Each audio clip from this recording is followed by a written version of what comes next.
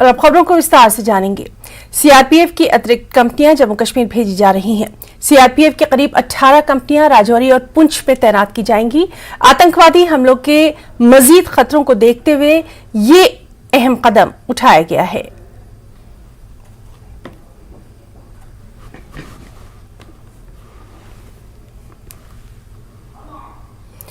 PDP अध्यक्ष महबूबा मुफ्ती ने राजौरी की घटना की निंदा करते हुए कहा कि दुर्भाग्य से ऐसी घटनाओं में विशेष रूप से हिंदू भाई मारे जाते हैं और अल्पसंख्यकों के खिलाफ बीजेपी का नैरेटिव बीजेपी के लिए सफल साबित हो रहा है। महबूबा मुफ्ती ने कहा कि कश्मीर के हालात ठीक नहीं हैं और बीजेपी चीजों को खराब करने की कोशिश कर रही है।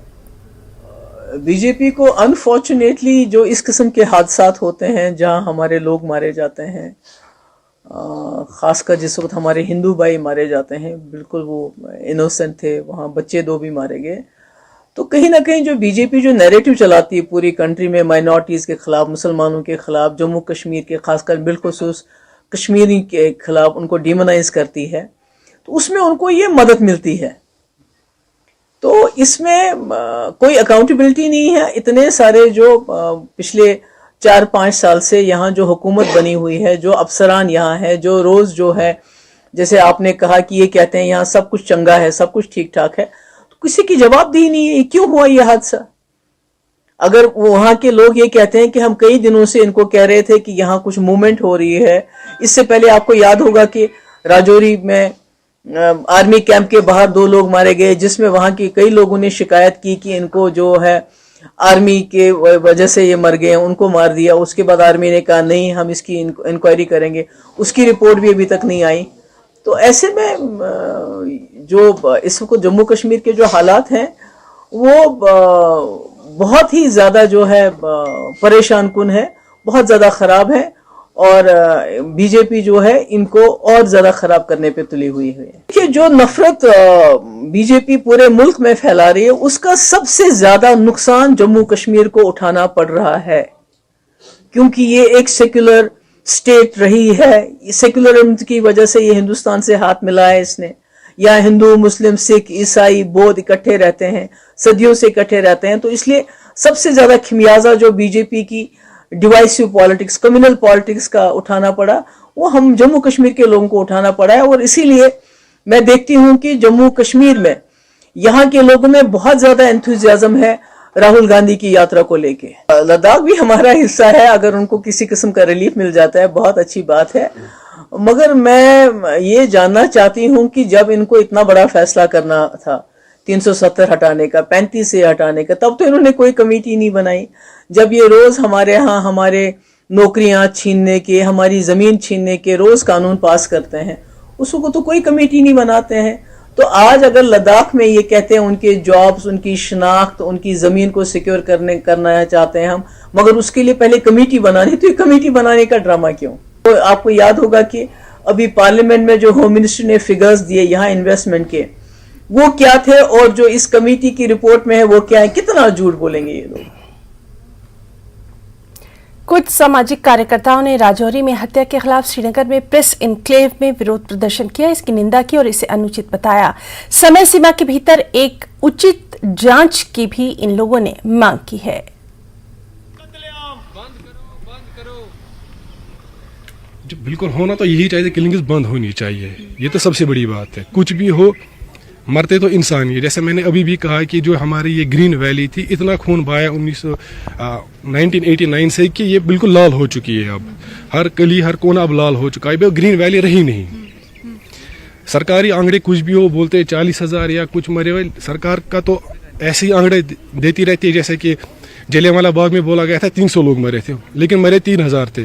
सरकार इस टाइम बोल रही है कि 40,000 लोग अब तक मरे, लेकिन हम सबको पता है कितने लोग मरे हैं, तो करीब 1-1.5 लाख से ज्यादा हुए। जी, मकसद जैसे आप सबको पता है कि आज से कुछ दिन पहले जो राजौरी में एक दर्दनाक घटना हुई जिसमें 5 लोगों का कत्लेआम किया गया और एक छोटे बच्चे की जो मौत हुई, एक बच्ची की 16 साल की लड़की है उसकी भी हत्या हुई है। तो उस चीज़ को हम कंडेम करने के लिए यहाँ पहुँचे हुए हैं। जब 1 तारीख को पूरा देश, पूरी दुनिया जो है नए साल का आगमन के लिए वो तैयार थे, खुशियाँ मना रहे थे अपने परिवारों में, तो उस वक्त कुछ परिवार ऐसे थे जिन्होंने अपने करीबी लोगों की जानों को जो है वो खोया है। तो मैं मानता हूँ ये किसी भी एंगल से किसी भी तरीके से जस्टिफाइड नहीं है, चाहे इसके पीछे जो भी हो। तो हम इस चीज़ को कंडेम करते हैं और हम चाहते हैं कि इस चीज़ पे रोक जो है वो लगनी चाहिए, क्योंकि आज से अगर हम पिछले दौर में देखें तो बहुत सारे ऐसे इंसिडेंट हुए हैं जिनकी इन्वेस्टिगेशन शुरू हुई है फिर बंद हो चुकी है, चाहे वो चिटी सिंहपुरा का मैसेकर हो, चाहे वो और भी बहुत सारे मैसेकर्स हुए हैं जिनमें इनोसेंट लोगों की हत्या की गई, बट वो इन्वेस्टिगेशंस बंद हुई हैं। तो मैं चाहता हूं कि ऐसी इन्वेस्टिगेशन अगर स्टार्ट होती है तो उसका कोई रिजल्ट जो है फ्रूटफुल वो निकलना चाहिए। और मैं चाहता हूं कि जो मेजॉरिटी कम्युनिटी है हमारी मुस्लिम्स की, उनको बाहर आना चाहिए ऐसे इंसिडेंट पे, क्योंकि जब किसी एक पर्टिकुलर कम्युनिटी के बंदों की हत्या होती है तो उन कम्युनिटीज़ के बीच में एक रिफ्ट पैदा होती है, जिससे देश और दुनिया के जो हालात हैं वो ख़राब होते हैं।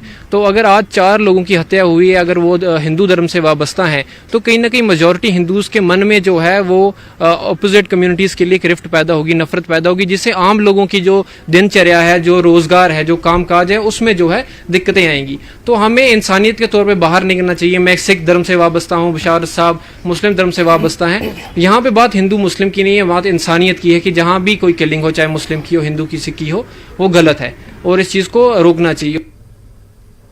लंबे समय से लंबित मांगों को लेकर रहबरे खेल शिक्षक प्रदर्शन कर रहे हैं। जम्मू प्रेस क्लब पर प्रदर्शन के दौरान पुलिस ने एहतजाजियों पर लाठीचार्ज किया। इस दौरान कई टीचर्स जख्मी हो गए।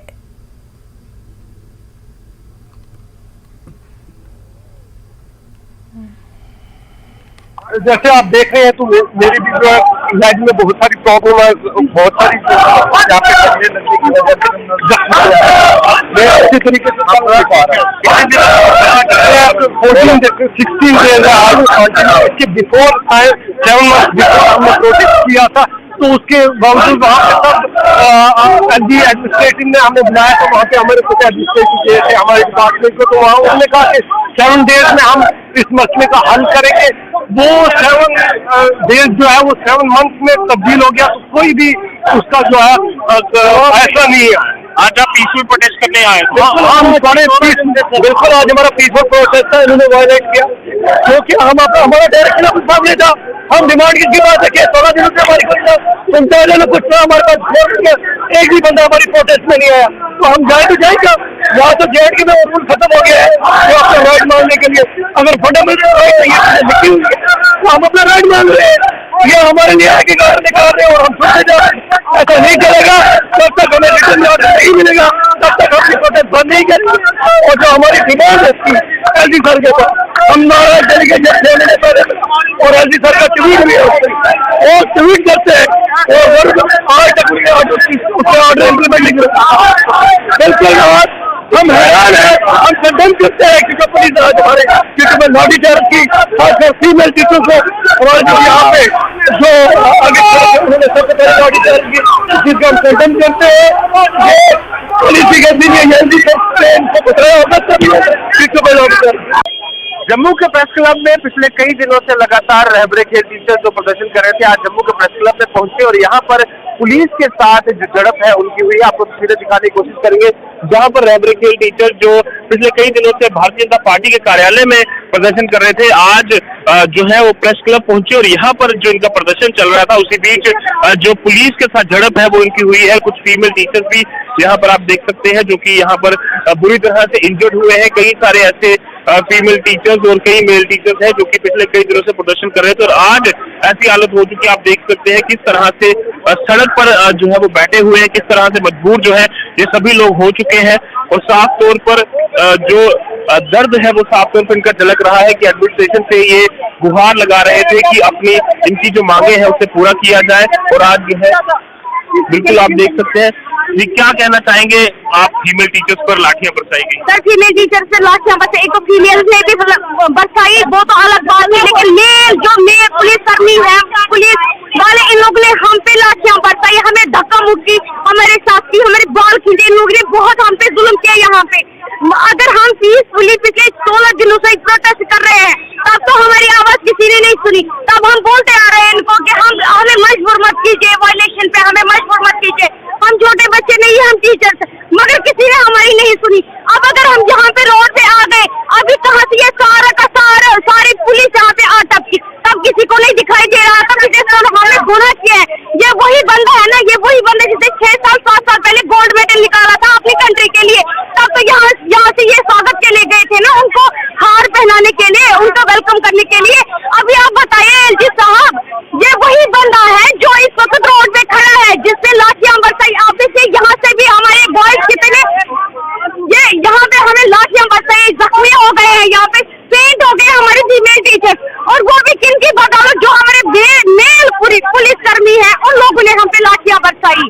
बिल्कुल आप देख सकते हैं किस तरह से ठंड में ये जो मजबूर है सभी टीचर्स यहाँ पर बैठने के लिए, और ये तस्वीरें जो है वो आपको साफ तौर पर किस तरह से दिखाती है कि ये प्रदर्शन जो है वो लगातार यहाँ पर जारी है। और सभी जो रहबरी खेल टीचर्स हैं वो पिछले कई दिनों से जो प्रदर्शन कर रहे थे भारतीय जनता पार्टी कार्यालय के बाहर, आज प्रेस क्लब में वो पहुंचे, पर उनको यहाँ पर उनके हक मांगने के लिए बजाय यहाँ पर जो उनको लाठियां जो है वो आप यहाँ पर बरसाएगी। और आप देख सकते हैं ये 2700 टीचर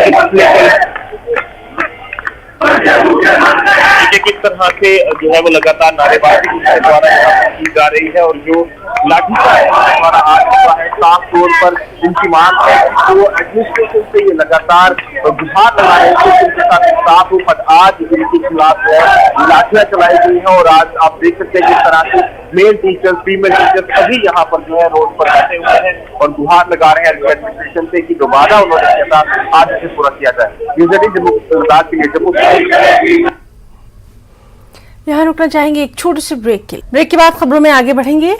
शिमला के 31 पैरेलल कंपनी में काम करने वाली एक युवती ने आत्महत्या कर ली है। युवती पंथा घाटी में किराए के मकान में रहती थी। मामले पर मौके पर पहुंची पुलिस ने युवती का शव अपने कब्जे में लेकर पोस्टमार्टम के लिए आईजीएमसी भेज दिया है।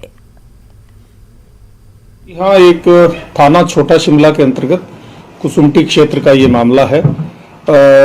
कल रात को एक सूचना हमारे को प्राप्त हुई है कि कुसुम्पटी में, जो लोअर कुसुम्पटी में एक जो युवती है जो कि दलाश कुल्लू की रहने वाली है, 22 वर्ष उसकी आयु है, और पंथा घाटी में किसी ब्यूटी पार्लर में वो नौकरी करती थी। वो जो है अपने जो एक किराए के कमरे में वो उसने अपने आप को हैंग किया था। जब उसकी सहेली वहाँ जब ड्यूटी पर नहीं पहुंची तो सहेली कमरे पर देखने आई तो इसने उसको वहाँ पर जो कपबोर्ड के साथ जो ऊपर हैंगर वो कुंडा होता है उसके साथ उसने अपने आप को हैंग किया था चुन्नी के साथ। तो उन्होंने पड़ोसियों की मदद से वहाँ से उसको उतारा और तुरंत उसको जो है वो तेंजिन अस्पताल लेकर आए, लेकिन अफसोस वहाँ तक वो मृत हो चुकी थी और डॉक्टरों ने उसको मृत घोषित कर दिया। हिमाचल प्रदेश के कोने कोने में प्रचंड ठंड से लोग बेहाल दिखाई दे रहे हैं। किन्नौर से कुल्लू और शिमला से ऊना तक हाड़ कपा देने वाली ठंड पड़ रही है। एक रिपोर्ट।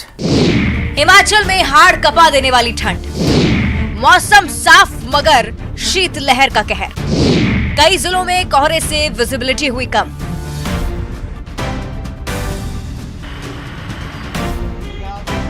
ये खेल का मैदान नहीं बल्कि किन्नौर का नाको झील है जो ठंड की वजह से पूरी तरह से जम चुकी है। गर्मी के दिनों में सैलानी इस झील में बोटिंग का मजा लेते हैं, लेकिन फिलहाल झील पर 2 फीट मोटी बर्फ की परत जमी हुई है, जिससे कुछ लोग यहाँ वॉकिंग, साइकिलिंग और आइस स्केटिंग का मजा ले रहे हैं।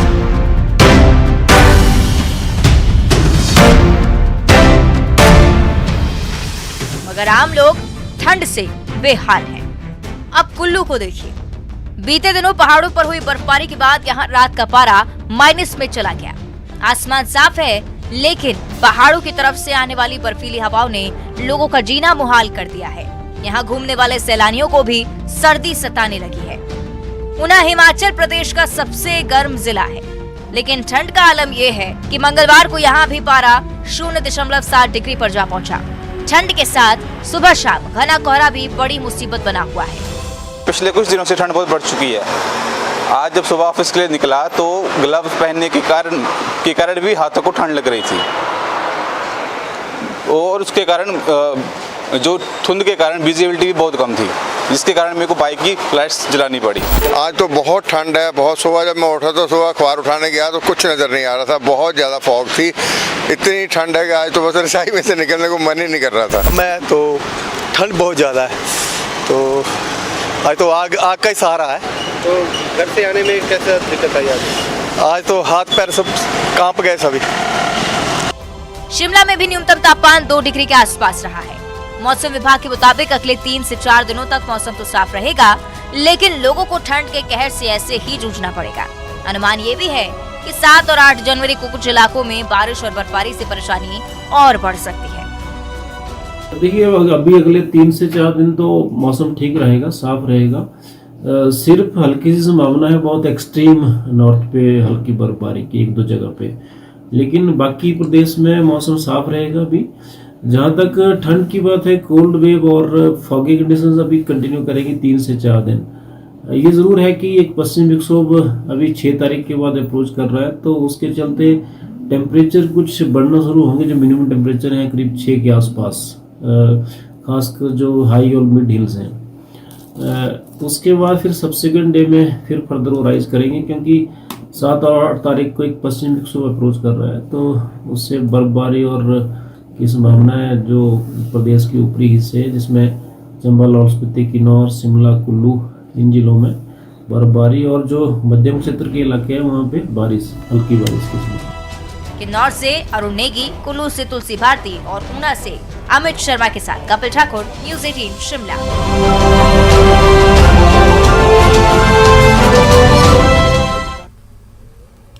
मनाली में आज विंटर कार्निवल का तीसरा दिन रहा। तीसरे दिन कई राज्यों से आए कलाकार परफॉर्म करेंगे, मगर सबसे खास होगा बॉलीवुड सिंगर सुजाता मजूमदार का परफॉर्मेंस। और न्यूज़ 18 से एक्सक्लूसिव बातचीत में सुजाता मजूमदार ने अपने परफॉर्मेंस को लेकर क्या कुछ कहा है, आपको दिखाते हैं। हर तरह के गाने गाऊंगी, लेकिन क्योंकि यहाँ एकदम पेप्टअप ऑडियंस रहती है तो ज्यादातर बहुत डांस नंबर्स उस तरह के हो गए। मैं खुद के गाने तो मैं गाऊंगी ही, और मैं चाहती हूँ 2 लाइन मैं हिमाचली का सुना दूं, अगर आपकी इजाजत हो तो। ओ कुल्लू निवसना मंडी निवसना, कुल्लू निवसना मंडी निवसना, मल्ला मनाली जाना जरूर है, मनाली जाना जरूर। माई नी मेरी कुल्लू दी राहें, मनाली कितनी दूर। बहुत ही अच्छा लग रहा है। एक तो मुझे हिमाचल से बहुत ज्यादा प्यार है। I have performed different places in Himachal, और मुझे यहाँ के लोग एक तो जितने दिखने में खूबसूरत है सब, उतने ही उनका दिल खूबसूरत है, उतना ही वो लोग अच्छा म्यूजिक पसंद करते हैं, उतना ही वो लोग क्राउड उतना ही पेपअप करती है। ऑडियंस जो है वो हर एक आर्टिस्ट को ये आशा होती है कि वो आके यहाँ पे परफॉर्म करे, क्योंकि इतना पेपअप ऑडियंस मिलती है यहाँ पे, तो बहुत मजा आता है। पूर्व की जयराम सरकार के समय बद्दी में पेट्रोल पंपों से हुए डीजल तस्करी का खुलासा हुआ। एक ही पेट्रोल पंप से पिछले अप्रैल से लेकर अब तक 9 करोड़ का डीजल तस्करी कर हरियाणा और झारखंड में भेज दिया गया। और सबसे हैरानी की बात तो यह है कि इस पर डीसी सोलन और एसपी सहित पूरा प्रशासनिक अमला बेखबर ही रहा। हिमाचल में हरियाणा से 9 रुपए प्रति लीटर के करीब डीजल सस्ता है, और ऐसे में तस्करों ने नायाब तरीका निकाला और हिमाचल के पेट्रोल पंपों से 9 करोड़ का डीजल बाहरी राज्यों के लिए चला गया। ये खुलासा राज्य कर विभाग की ओर से की गई छापेमारी के दौरान हुआ। विभाग ने खुफिया जानकारी मिलने के बाद इस कार्रवाई को अंजाम दिया था। जानकारी के मुताबिक बद्दी के इस पेट्रोल पंप को केंद्रीय बिक्री कर की चोरी और जुर्माने के तौर पर 1 करोड़ रुपए का नोटिस भेजा जा चुका है, और 15 दिनों के भीतर इस रकम को जमा करने के आदेश भी जारी कर दिए गए हैं। डीजल तस्करी के बड़े खेल का खुलासा हुआ है। दरअसल करोड़ों का डीजल तस्कर हिमाचल से अन्य राज्यों को ले जाते हैं और हिमाचल सरकार को करोड़ों रुपए का प्रतिदिन का वैट का चूना लगा रहे हैं। ये मामला जयराम सरकार के कार्यकाल से चला आ रहा है। राज्य कर विभाग की टीम ने जब एक सूचना मिली तो एक प्लान बनाया और छापेमारी शुरू कर दी। बद्दी स्थित एक पेट्रोल पंप से करोड़ों रुपए का डीजल प्रतिदिन भरकर पड़ोसी राज्य हरियाणा और यहां तक कि झारखंड तक पहुंचाया जाता था। कर विभाग के नियमों के अनुसार ये बड़ी चोरी है और किसी भी पेट्रोल पंप से बड़े टैंकरों में तेल भरकर अन्य स्थानों पर नहीं ले जाया जाता है। फिलहाल ये मामला एक पेट्रोल पंप का सामने आया है, लेकिन अगर अन्य जो राज्य के अन्य पेट्रोल पंप है वहां भी अगर ऐसा खेल चल रहा होगा तो समझा जा सकता है कि ये कितना बड़ा स्कैम हिमाचल प्रदेश में जयराम सरकार के समय से जारी था।